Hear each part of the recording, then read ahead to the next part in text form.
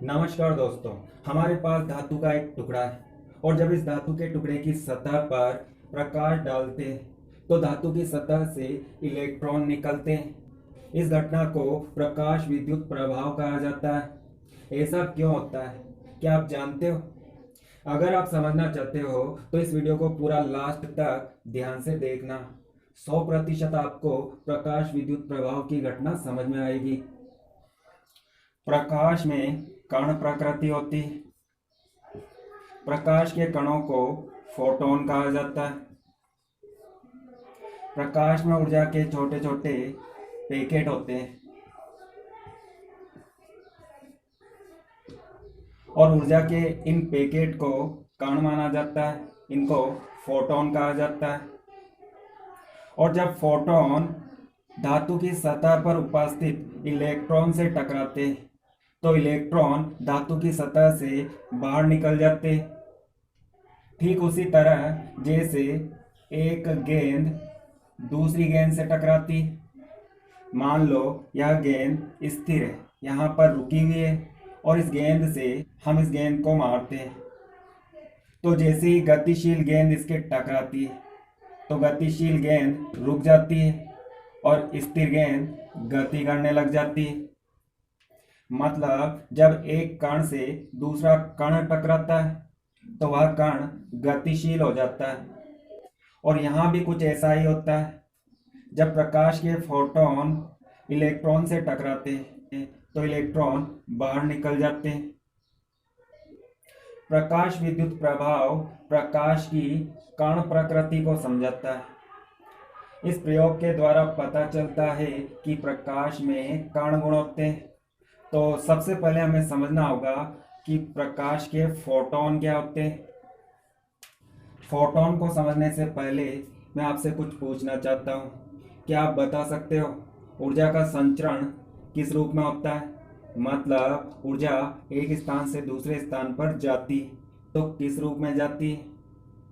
अगर आपको नहीं पता है तो पिछला वीडियो देखना।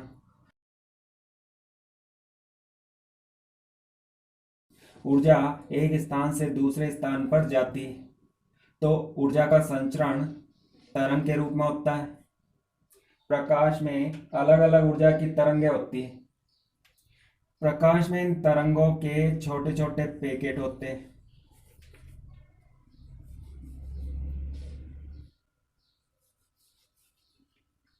और इन पैकेट को ऊर्जा के या तरंग के इन पैकेट को फोटोन कहा जाता है।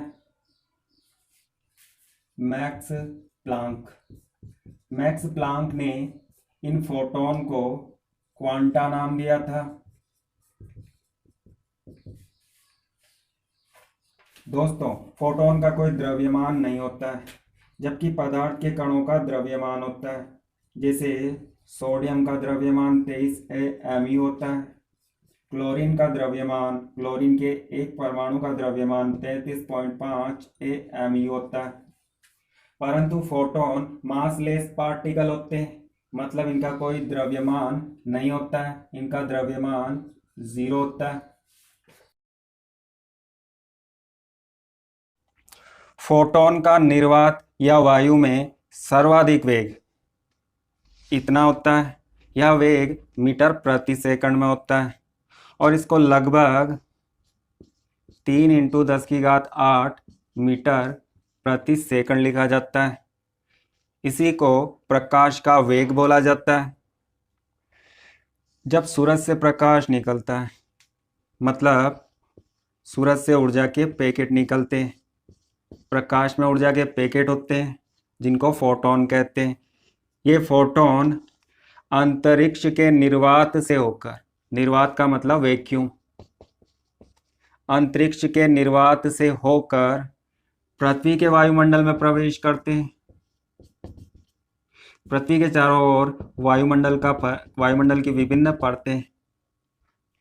तो यहाँ पर प्रकाश की इतनी लंबी यात्रा 3 × 10⁸ मीटर प्रति सेकंड के वेग से होती। इस गति से प्रकाश यात्रा करता है और पृथ्वी तक पहुंचता है। सूरज से आने वाले प्रकाश को धरती तक पहुंचने में कितना समय लगता है? दोस्तों यहाँ पर वेग मीटर में, और जब मीटर को किलोमीटर में बदला जाता है तो यह वेग 3 लाख किलोमीटर 3 लाख किलोमीटर प्रति सेकंड होता है। एक सेकंड में प्रकाश 3 लाख किलोमीटर की दूरी तय करता है। इस सर्वाधिक वेग के कारण सूरज का प्रकाश केवल 8 मिनट में धरती तक पहुंच जाता है, जबकि सूरज पृथ्वी से बहुत अधिक दूरी पर होता है। फोटोन और पदार्थ के कणों के बीच प्रत्यास्थ टक्कर होती है। प्रत्यास्थ टक्कर का क्या मतलब है? माना हमारे पास दो बॉल है और ये दोनों बॉल आपस में टकराती। टकराने से पहले इन दोनों की कुल ऊर्जा, प्रारंभिक ऊर्जा EI मान लेते हैं, और टकराने के बाद इन दोनों गेंदों की कुल ऊर्जा EF मान लेते हैं। प्रारंभिक ऊर्जा टकराने से पहले, अंतिम ऊर्जा टकराने के बाद। जब किसी टक्कर में प्रारंभिक ऊर्जा, तंत्र की, सिस्टम की प्रारंभिक ऊर्जा और अंतिम ऊर्जा बराबर होती तो उस टक्कर को प्रत्यास्थ टक्कर कहा जाता है। प्रत्यास्थ टक्कर में ऊर्जा का संरक्षण होता है। ऊर्जा के साथ साथ संवेग का संरक्षण भी होता है। टक्कर से पहले का कुल संवेग और टक्कर के बाद का कुल संवेग बराबर होते हैं। तो दो वस्तुओं के बीच वह टक्कर जिसमें ऊर्जा का संरक्षण होता है, संवेग का संरक्षण होता है, उस टक्कर को प्रत्यास्थ टक्कर कहा जाता है। फोटोन और पदार्थ के कणों के बीच, यहाँ पर पदार्थ के कणों का मतलब इलेक्ट्रॉन है, तो फोटोन और इलेक्ट्रॉन के बीच होने वाली टक्कर प्रत्यास्थ टक्कर होती है। इस टक्कर में ऊर्जा का संरक्षण होता है, संवेग का संरक्षण होता है। प्रकाश की तीव्रता बढ़ाने पर फोटोन की संख्या बढ़ती है, परंतु फोटोन की ऊर्जा में कोई परिवर्तन नहीं होता है। चलो इस बात को समझते हैं। हमारे पास दो बल्ब हैं।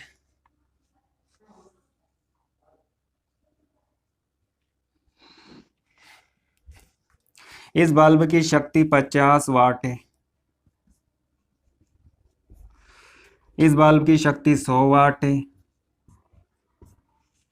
दोनों ही बल्ब से निकलने वाले प्रकाश की तरंग लंबाई,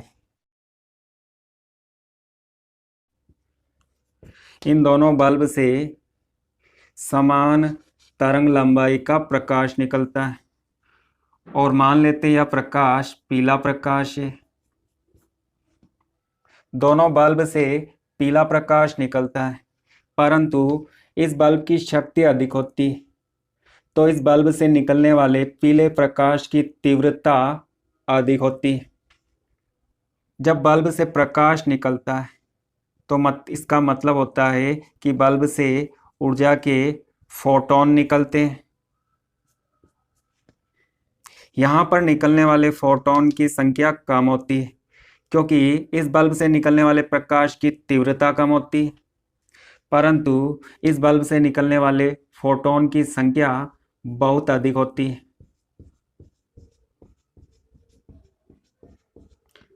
क्योंकि इससे निकलने वाले पीले प्रकाश की तीव्रता अधिक होती है।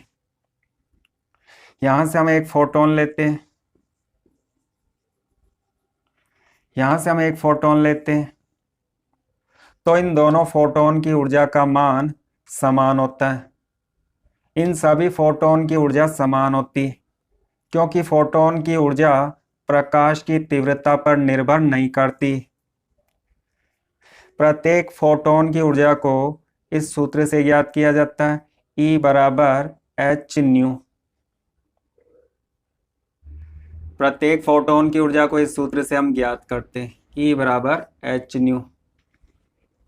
E फोटोन की ऊर्जा है, h यहाँ पर प्लांक स्थिरांक होता है, और इसका मान 6.626 इंटू 10⁻⁻34 जूल सेकंड होता है। न्यू फोटोन की आवृत्ति होती है और इस न्यू के स्थान पर हम लिख सकते हैं c/λ।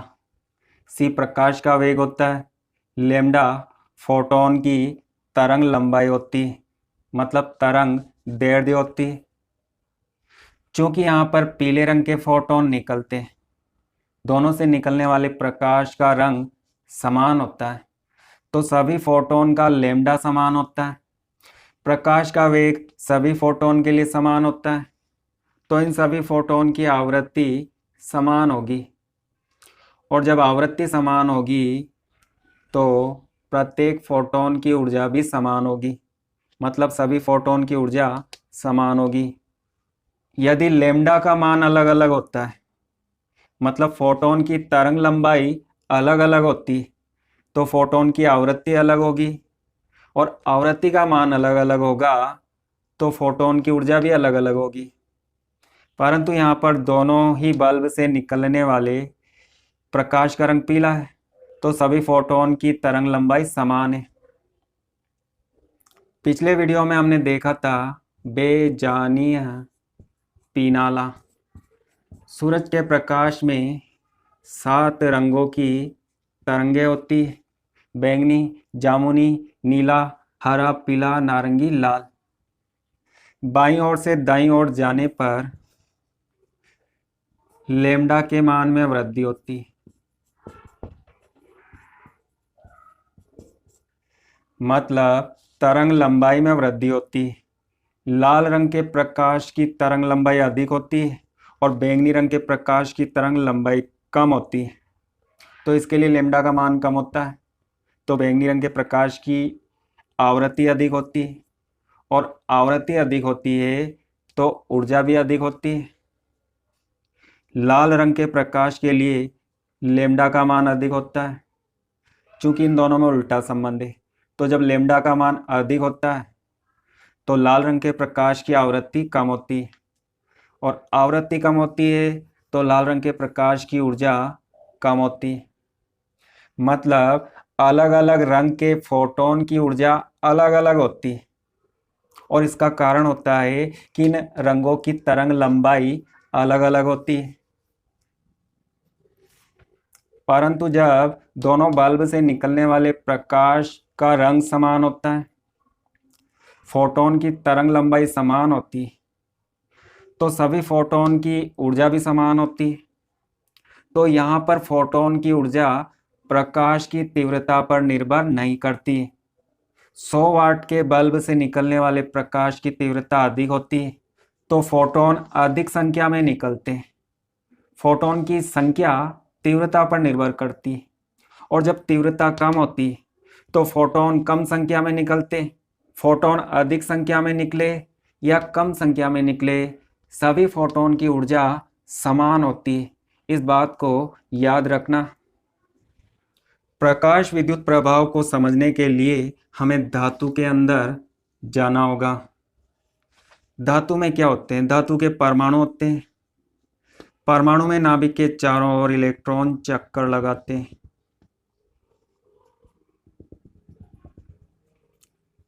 दोस्तों, धातु परमाणु में इलेक्ट्रॉन देने का गुण होता है, क्योंकि धातुओं का परमाणु आकार आवर्त सारणी में बड़ा होता है, तो इनमें इलेक्ट्रॉन देने का गुण होता है।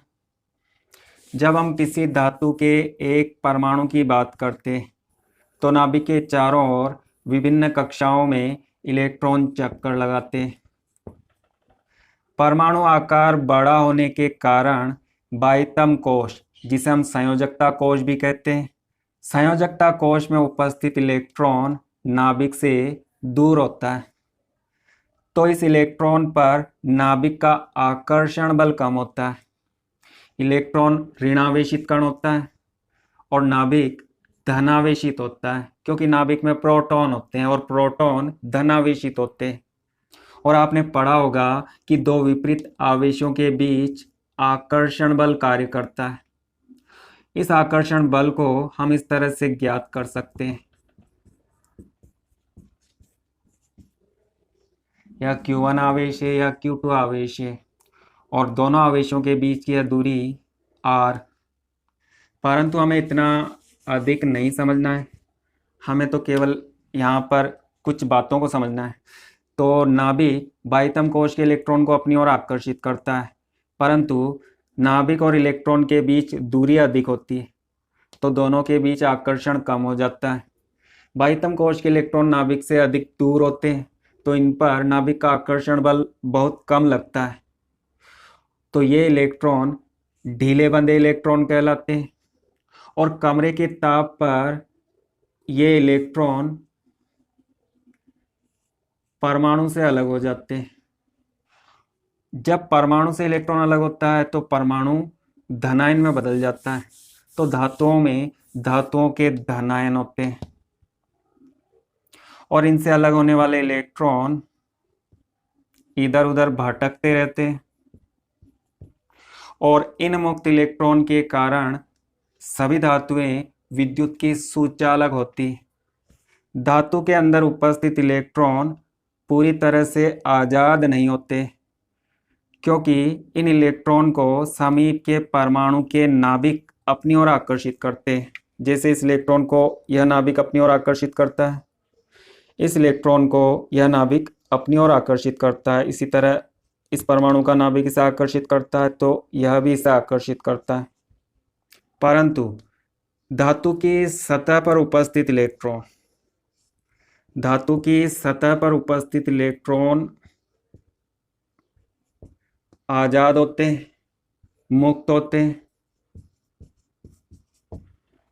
क्योंकि इन इलेक्ट्रॉन को आकर्षित करने वाले नाभिक सतह के नीचे होते हैं, परंतु सतह के ऊपर यहाँ पर अन्य कोई नाभिक नहीं होता जो इनको आकर्षित करे। तो सतह पर उपस्थित इलेक्ट्रॉन को केवल धातु के अंदर उपस्थित बहुत कम संख्या में नाभिक अपनी ओर आकर्षित करते हैं। इस कारण इन इलेक्ट्रॉन को सतह से निकालना आसान होता है। इनको सतह से निकालने के लिए अनेक तरीके हैं।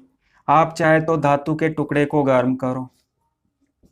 जब धातु के टुकड़े को हम गर्म करते हैं तो गर्म करने पर हम इस टुकड़े को ऊष्मा ऊर्जा देते हैं। इस ऊर्जा को इलेक्ट्रॉन ग्रहण करते हैं और सतह से बाहर आ जाते हैं। परंतु यहाँ पर हम प्रकाश की बात करते हैं, प्रकाश विद्युत प्रभाव की बात करते हैं, तो इसके लिए हमें धातु की सतह पर प्रकाश के विकिरण डालने होते हैं।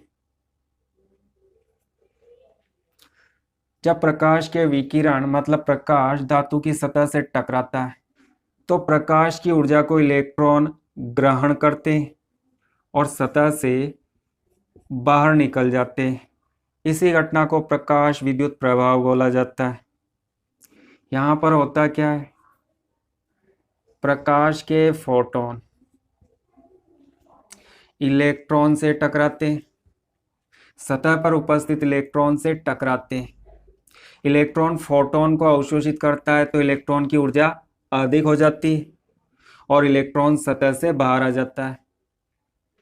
सीजियम, पोटेशियम ये धातुएं प्रकाश विद्युत प्रभाव की घटना को प्रदर्शित करती है। इन धातुओं की सतह पर जब प्रकाश टकराता है तो सतह से सरलता से इलेक्ट्रॉन बाहर निकलते हैं। धातु की सतह से एक इलेक्ट्रॉन निकालने के लिए आवश्यक न्यूनतम ऊर्जा को उस धातु का कार्यफलन कहा जाता है। हमें किसी धातु की सतह से एक इलेक्ट्रॉन को निकालना है तो इसके लिए कम से कम कितनी ऊर्जा की आवश्यकता होती है? इलेक्ट्रॉन निकालने के लिए, एक इलेक्ट्रॉन निकालने के लिए कम से कम कितनी ऊर्जा की आवश्यकता होती है? उस न्यूनतम ऊर्जा को धातु का कार्यफलन कहा जाता है। जैसे सीजियम धातु का कार्यफलन 1.9 इलेक्ट्रॉन वोल्ट होता है, पोटेशियम धातु का कार्यफलन 2.2 इलेक्ट्रॉन वोल्ट होता है, कॉपर धातु का कार्यफलन अधिक होता है 4.5 इलेक्ट्रॉन वोल्ट। तो सीजियम धातु के लिए कार्यफलन का मान कम होता है। तो सीजियम धातु से एक इलेक्ट्रॉन निकालने के लिए आवश्यक ऊर्जा बहुत कम होती, मतलब बहुत कम ऊर्जा की आवश्यकता होती। तो सीजियम धातु से सरलता से इलेक्ट्रॉन बाहर निकल जाते हैं। तो सीजियम धातु प्रकाश विद्युत प्रभाव की घटना को अच्छी तरह से प्रदर्शित करती। दोस्तों, यहाँ पर कार्यफलन को फाई से प्रदर्शित करते हैं, डब्ल्यू से भी प्रदर्शित करते हैं, और कार्यफलन का मात्रक इलेक्ट्रॉन वोल्ट होता है। इसे हम जूल में बदल सकते हैं, इलेक्ट्रॉन वोल्ट को जूल में बदल सकते हैं। तो एक इलेक्ट्रॉन वोल्ट का मतलब होता है 1.67 इंटू 10⁻⁻19 जूल। तो 1.9 को इस संख्या से मल्टीप्लाई करते हैं तो इलेक्ट्रॉन वोल्ट जूल में बदल जाते हैं। अलग अलग धातुओं के लिए कार्यफलन का मान अलग अलग होता है, क्योंकि कार्यफलन धातु की सतह की प्रकृति पर निर्भर करता है। मान लेते हैं हमारे पास धातु का एक टुकड़ा है और इस धातु का कार्यफलन 2 इलेक्ट्रॉन वोल्ट है। इसकी सतह से प्रकाश टकराता है। प्रकाश की ऊर्जा मान लेते हैं 1 इलेक्ट्रॉन वोल्ट है। तो क्या धातु की सतह से इलेक्ट्रॉन बाहर निकलेगा? दोस्तों, सतह से इलेक्ट्रॉन निकालने के लिए कम से कम कितनी ऊर्जा की आवश्यकता होगी? 2 इलेक्ट्रॉन वोल्ट। और यहाँ पर प्रकाश की ऊर्जा 2 इलेक्ट्रॉन वोल्ट से कम है। तो ऐसा करते हैं, मान लेते हैं प्रकाश की ऊर्जा 2 इलेक्ट्रॉन वोल्ट है। तो धातु की सतह से इलेक्ट्रॉन बाहर निकल जाते हैं, परंतु ये इलेक्ट्रॉन आगे गति नहीं करते, केवल धातु की सतह से बाहर निकल जाते हैं, क्योंकि गति करने के लिए गतिज ऊर्जा की आवश्यकता होती। और यहाँ पर धातु से इलेक्ट्रॉन निकालने के लिए आवश्यक न्यूनतम ऊर्जा 2 इलेक्ट्रॉन वोल्ट है। तो इलेक्ट्रॉन बाहर निकल जाते हैं, परंतु जब प्रकाश की ऊर्जा इस कार्यफलन से अधिक होती है, मान लेते हैं 10 इलेक्ट्रॉन वोल्ट होती है, 10 इलेक्ट्रॉन वोल्ट में से 2 इलेक्ट्रॉन वोल्ट इलेक्ट्रॉन को बाहर निकालने में काम आ जाते हैं। शेष ऊर्जा 8 इलेक्ट्रॉन वोल्ट इस इलेक्ट्रॉन को गति प्रदान करती है, मतलब इस इलेक्ट्रॉन की गतिज ऊर्जा में बदल जाती है, जिसे हम अंग्रेजी में काइनेटिक एनर्जी कहते हैं। तो जब 10 इलेक्ट्रॉन वोल्ट का प्रकाश धातु की सतह से टकराता है तो इसमें से 2 इलेक्ट्रॉन वोल्ट तो इलेक्ट्रॉन को धातु की सतह से बाहर निकालने में काम आते हैं, और शेष 8 इलेक्ट्रॉन वोल्ट ऊर्जा बचती है। यह ऊर्जा इलेक्ट्रॉन की गतिज ऊर्जा होती है। इस ऊर्जा से इलेक्ट्रॉन आगे की ओर गति करता है। तो इस 8 इलेक्ट्रॉन वोल्ट के स्थान पर हम लिख देते हैं काइनेटिक एनर्जी, गतिज ऊर्जा। 10 इलेक्ट्रॉन वोल्ट इस प्रकाश की ऊर्जा है। प्रकाश की ऊर्जा को हम ई से दर्शा देते हैं, और 2 इलेक्ट्रॉन वोल्ट इस धातु का कार्यफलन है। तो इसके स्थान पर हम कार्यफलन को प्रदर्शित कर देते हैं। आप चाहे तो यहाँ पर W लिख सकते हो। दोस्तों, यहाँ पर काइनेटिक एनर्जी मतलब गतिज ऊर्जा अधिकतम होती है। गतिज ऊर्जा का मान, यह मान मैक्सिमम होता है, परंतु निकलने वाले इलेक्ट्रॉन की गतिज ऊर्जा 8 इलेक्ट्रॉन वोल्ट हो ऐसा जरूरी नहीं है। 8 इलेक्ट्रॉन वोल्ट से कम भी हो सकती है। यह तो इसकी अधिकतम गतिज ऊर्जा होती है, परंतु जब इलेक्ट्रॉन निकलता है तो हो सकता है उसकी गति ऊर्जा 7 इलेक्ट्रॉन वोल्ट हो या 6 इलेक्ट्रॉन वोल्ट हो। अधिक से अधिक 8 इलेक्ट्रॉन वोल्ट हो सकती है, परंतु 8 से कम भी हो सकती है। क्यों? इसका कारण क्या है? जब इस सतह से इलेक्ट्रॉन निकलते हैं तो इलेक्ट्रॉन आपस में टकराते हैं और इस टक्कर में ऊर्जा की हानि होती है, तो इलेक्ट्रॉन की गति ऊर्जा कम हो जाती है। अगर यहाँ पर ऊर्जा की हानि ना हो तो इलेक्ट्रॉन की अधिकतम गतिज ऊर्जा इस उदाहरण के अनुसार 8 इलेक्ट्रॉन वोल्ट होती है। तो इस सूत्र का उपयोग केवल इलेक्ट्रॉन की अधिकतम गतिज ऊर्जा को ज्ञात करने में किया जाता है। परंतु वास्तव में सतह से निकलने वाले इलेक्ट्रॉन की गतिज ऊर्जा अधिक से अधिक इतनी हो सकती है, लेकिन इससे कम होती है, क्योंकि सतह पर अनेक प्रकार की रुकावटें होती हैं। इलेक्ट्रॉन आपस में टकराते हैं, इलेक्ट्रॉन धातु की सतह के परमाणुओं से टकराते हैं, तो निकलने वाले इलेक्ट्रॉन की गति ऊर्जा कम होती है। चलो इसी बात को मैं दूसरे तरीके से समझाता हूँ। धातु की सतह, धातु के परमाणु और धातु की सतह पर मुक्त इलेक्ट्रॉन। सतह से इलेक्ट्रॉन को निकालकर हम बाहर लाना चाहते हैं, तो यहाँ से इलेक्ट्रॉन को यहाँ तक लाना है, सतह से बाहर निकालना है, तो हमें ऊर्जा की आवश्यकता होगी। इस ऊर्जा को कार्य फलन कहा जाता है। हम चाहते हैं कि इलेक्ट्रॉन गति करे, तो इलेक्ट्रॉन को गतिज ऊर्जा की आवश्यकता होगी। मान लेते हैं कार्य फलन 2 इलेक्ट्रॉन वोल्ट है। प्रकाश के द्वारा दी गई ऊर्जा 10 इलेक्ट्रॉन वोल्ट, तो 10 इलेक्ट्रॉन वोल्ट में से 2 इलेक्ट्रॉन वोल्ट इस इलेक्ट्रॉन को बाहर निकालने में काम आ जाता है।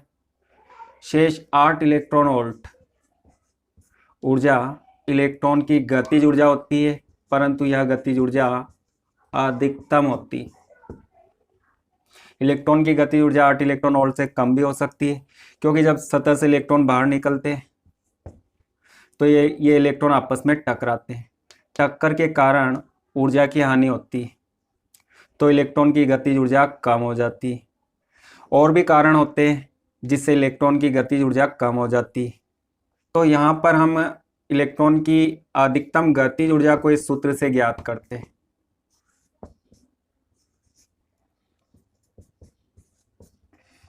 यह गतिज ऊर्जा अधिकतम होती है, मैक्सिमम। धातु की सतह से टकराने वाले प्रकाश की ऊर्जा E को हम इस तरह से लिखते हैं, E बराबर h न्यू, और यहाँ पर कार्यफलन W यह ऊर्जा है, तो इसे हम लिखते हैं h न्यू 0। इन दोनों को यहाँ पर शिफ्ट करते हैं।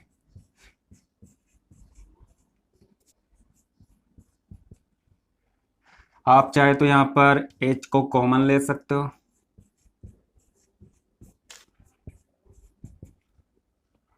यहाँ पर न्यू 0 क्या होता है? धातु की सतह से टकराने वाले प्रकाश की आपतित प्रकाश की न्यूनतम आवृत्ति जो प्रकाश विद्युत प्रभाव उत्पन्न करती है, दैलीय आवृत्ति कहलाती। इसे न्यू 0 से प्रदर्शित करते हैं। दोस्तों, आपतित प्रकाश की वह न्यूनतम ऊर्जा जो धातु की सतह से इलेक्ट्रॉन को बाहर निकालती, उसे हम कार्यफलन बोलते हैं, और इसी को हम h न्यू 0 लिखते हैं।